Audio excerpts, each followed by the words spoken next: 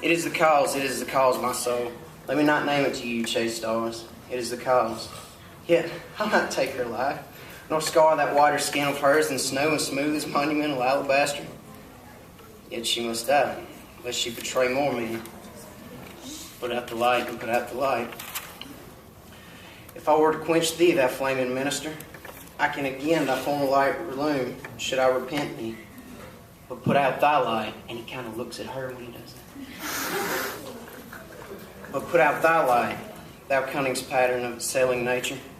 I know not where is that Promethean heat, which can again thy former light relume. Once I have plucked the rose from the tree, I cannot give it vital growth again. It needs must wither. I'll smell thee on the tree.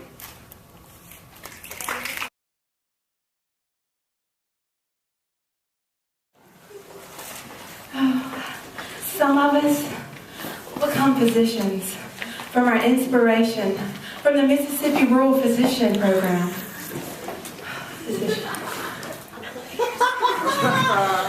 Some of us will become attorneys from our inspiration from that extremely entertaining wall panel last night.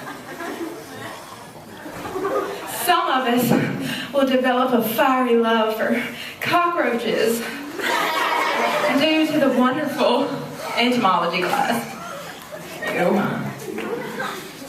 Some of us will be inspired to become neurologists after observing a mild stroke resulting from 500 hours of rec each day.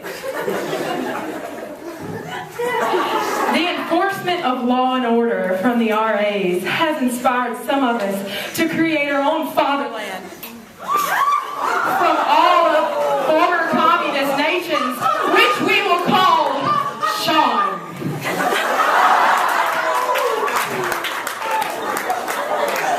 Some of us were inspired by Louise to become a mustache farmer.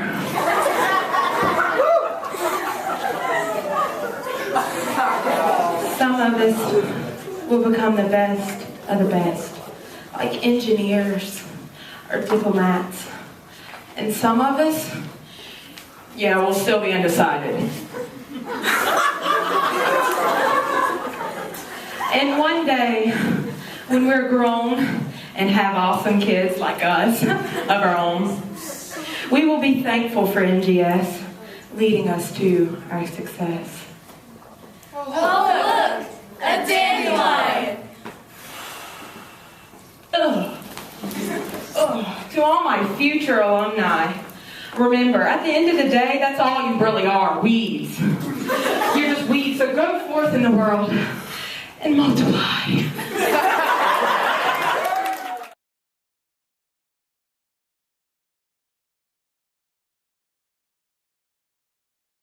What do you guys think so far, huh? It's almost as good as television. Yeah. No, I can't snap either. Do you guys find the snapping? It hurts after a while. I can't. My 3-year-old can snap. Alright, let's have a little quick snapping clinic. Okay. Okay. You take the middle finger like so. It's this one. This one. That's where it is. Here's your thumb. Okay, that's my thumb. Middle finger. Okay. Thumb. Everybody got it? It's not making any noise. Alright, can we get people who can't snap? Can you guys stand up so we can judge you? How did you guys get in? I'm not kidding. Sit down. It feels so good to be mean to people. Oh, my grandma is in the kitchen. Okay, all right. I got you. Yeah, I kind of figured it was normal for me to confuse words with others in the world to sound smothered. To think a couple of is a couple of, and with is with. I never felt disabled. I ran around the streets with cars rolling by, and I never got run over. I mean, you know. Oh, but then we just had to move to the dang Delta when I faced being special, and special with a little emotional helter-skelter. Mama told me about hearing aids, and to my fine ears it sounded like herring A's. Mama, what's a herring A? Well, baby, hearing aids can help you hear better. But Mama, I can hear just fine. I know, baby, but you just can't hear everything you should be hearing. For real? Why? Well, baby, you just can't hear so good, so you need to wear them. So they're like medicine for my ears? I ain't gonna have to wear them forever. Well, baby, you gonna have to wear them forever. We gonna go see Dr. Moore before you start school, and trust me, wearing hearing aids ain't bad. He'll tell you. Okay. So we go see Dr. Moore, right? I think it was like August of '03. We meet the man, and he starts assuring me that hearing aids are fine. They ain't gonna hurt me when I stick them in my ears, and no one will notice them. And then he just violates my ears with all kinds of metal tools and tubes and sticklings and lick-a-lickers. Just sucking up all that wax, looking at them, testing them, and then they doing that thing where they stick you in the booth, and you gotta press a button every time you hear it, like a beep.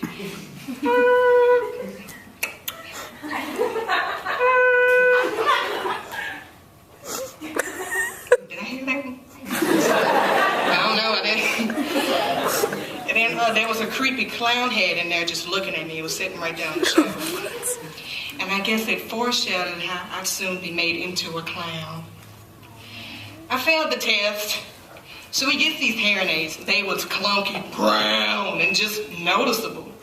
And I stuck them in my ears. It felt so weird, like a wet willy that just lasts for 8 hours out of the day. But he adjusted the volume, and I felt amazing. I heard the little birds chirping outside, cars going off Highway 82, a more discernible version of mindless chatter.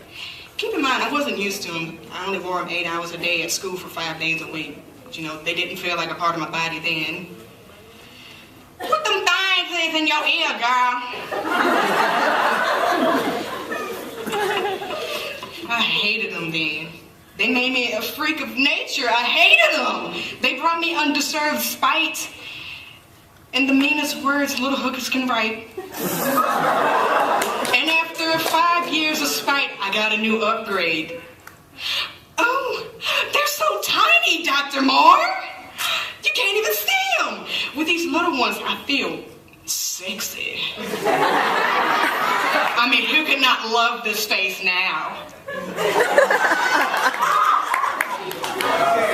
The folks know, they know, and they stab straight in the backbone when you muster up the courage to be too dang weird, when you muster up the courage to speak impeded speech, when you muster up some mustard for their hot dogs because you're so nice to them.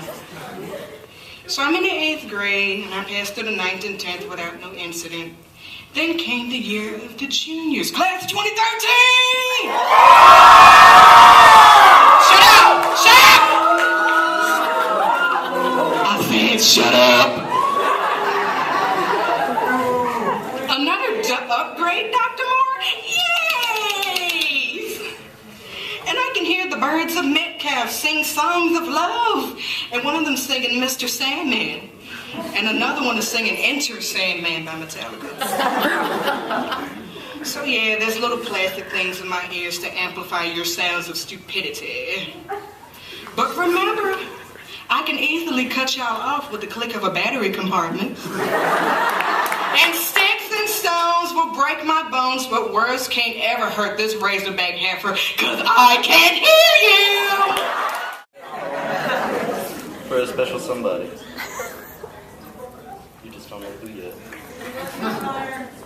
Look at me, standing in front of you all. I hear your laughs. I hear your call. My heart starts to tremble.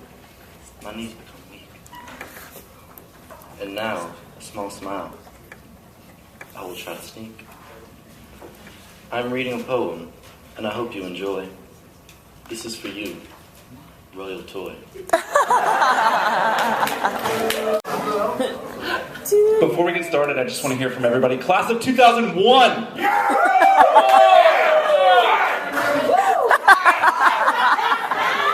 2005! And 2012! Serious. truth.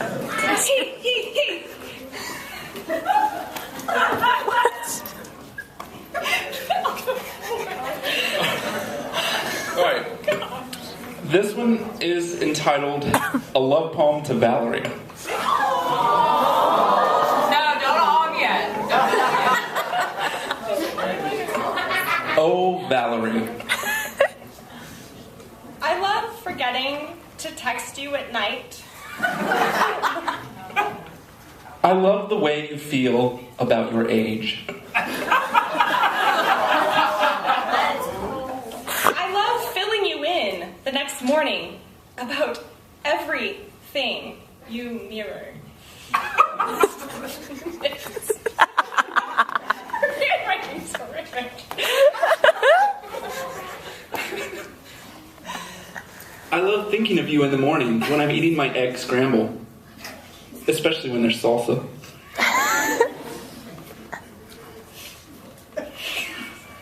Okay. I love asking you to sit next to me at lunch and then having you not show up.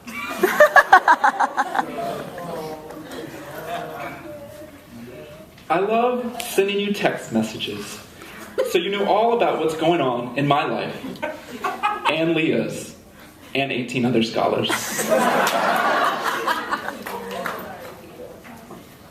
And most of all, I love... And most of all, I love the way that we always pretend we're joking.